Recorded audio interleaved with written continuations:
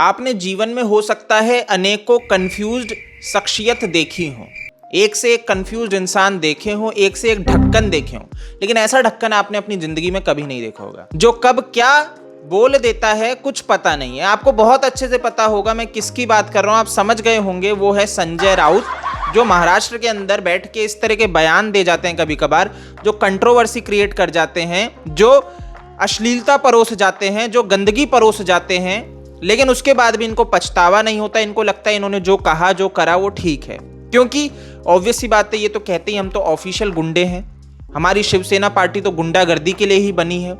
तो जब ये इस तरह की बातें कर जाते हैं तो ये भी कुछ नया नहीं होगा कि ये बहक भी जाते हैं समय के साथ। आपको ध्यान होगा कि यही संजय एक समय पे प्रधानमंत्री मोदी जी को कटाक्ष करते हैं, एक समय पे प्रधानमंत्री मोदी जी के पीछे पड़ जाते हैं और बोलते हैं इनसे बुरा प्रधानमंत्री कोई इतिहास में हुआ नहीं होगा। लेकिन यही व्यक्ति कभी यू टर्न ले लेते हैं और बोलते हैं कि इतने अच्छे प्रधानमंत्री हैं हमारे देश में, अगर अटल बिहारी वाजपेयी हुए उनके बाद नरेंद्र मोदी जी हैं।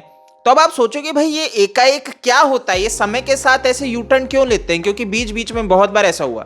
अब ऐसे में लोगों के कयास लगने शुरू हो गए।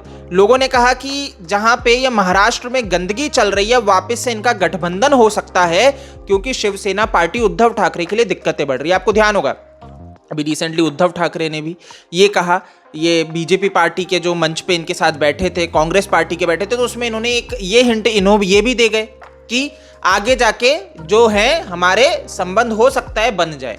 तो ये सारी चीजों पे बात उठने लगी कि उद्धव ठाकरे भी ऐसा हिंट दे रहे हैं कि आगे जाके क्या ये लोग एक साथ वापस मिल सकते हैं। और जो आज हम बात कर रहे हैं, महाराष्ट्र सरकार जिस तरह से एक्सपोज हो रही है, इनके अंदर बैठे लोग क्रिमिनल्स हैं, तो ये डर सताने लगा कि क्या बीजेपी अब यहाँ पे धोखा देगी, क्या नरेंद्र मोदी जी यहाँ पे धोखा देंगे। बट आपको एक चीज अब समझनी पड़ेगी, और ये इनका जो गंदी राजनीति है ये मैं आपको अब समझाता हूं। क्योंकि जिस तरीके से आपको पता है पालघर में जो मुद्दा हुआ, उसके बाद दिशा की मृत्यु, सुशांत की मृत्यु और अनेकों ऐसे केसेस निकल के आए, उसके बाद से महाराष्ट्र सरकार एक्सपोज हो गई है।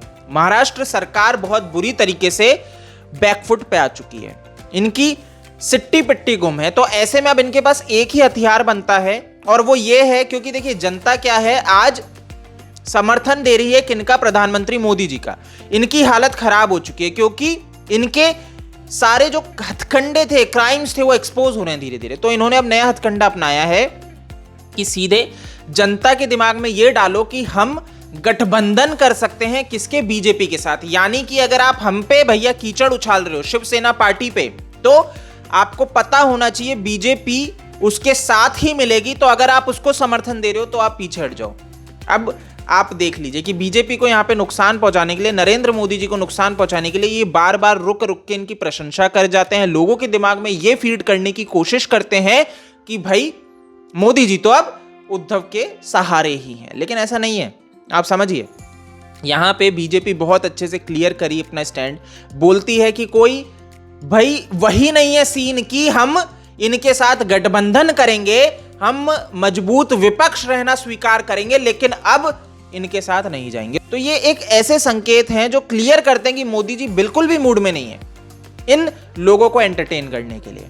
देखिए ये है गंदी राजनीति का रूप। कैसे यहां पे आपको समझ में आ रहा है कि महाराष्ट्र सरकार में बैठे ये जो लोग हैं कितनी गंदी राजनीति कर रहे हैं। कहां पे ये माहौल बनाने की कोशिश कर रहे हैं कि अब गठबंधन होगा, जिससे कि लोग भैया कंफ्यूज हो जाएं कि अब शिवसेना उद्धव को समर्थन दे या फिर बीजेपी को गाली दे। तो अब आप इस कंफ्यूजन से दूर हट जाइए, क्योंकि मैंने आपको क्लियर कर दिया कि मोदी जी की अभी कोई मंशा नहीं है ऐसे लोगों को एंटरटेन करने की, ऐसे लोगों को घास डालने की है कि। तो आप बिल्कुल परेशान मत होइए, आप निडरता से मुखर रूप से इन लोगों को एक्सपोज कीजिए, ऐसे भ्रष्ट लोगों के ऊपर बात कीजिए। इस वीडियो में दोस्तों इतना ही है। उम्मीद करता हूं आपको वीडियो पसंद आया होगा। जय हिंद।